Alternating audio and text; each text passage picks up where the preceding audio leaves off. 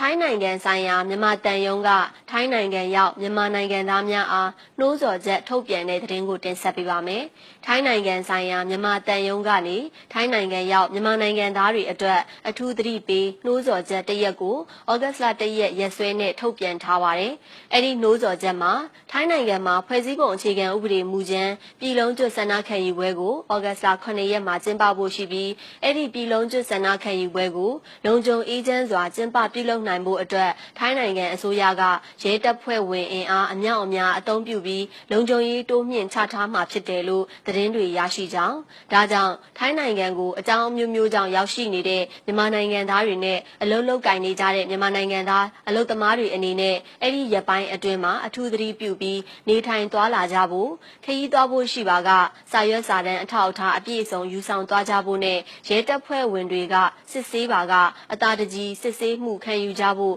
တိုက်တွန်းနှိုးဆော်ပါကြောင်းဖော်ပြထားပါတယ်။ဒါအပြင်အခက်အခဲတစုံတရာရှိပါကလည်းတန်မူကြီးဦးဝနဟန်ဖုန်းနံပါတ်3819133921တန်မှုဒေါ်ဝင်းစံနီကျော်ဖုန်းနံပါတ်3994964163ဒုတိယအတွင်းဝန်ဦးဆိုပြေငိမ့်ချမ်းဖုန်းနံပါတ်3633914146အလုသမားတန်အရာရှိဦးမိုးအောင်ခိုင်ဖုန်းနံပါတ်3933161992 3948845484နဲ့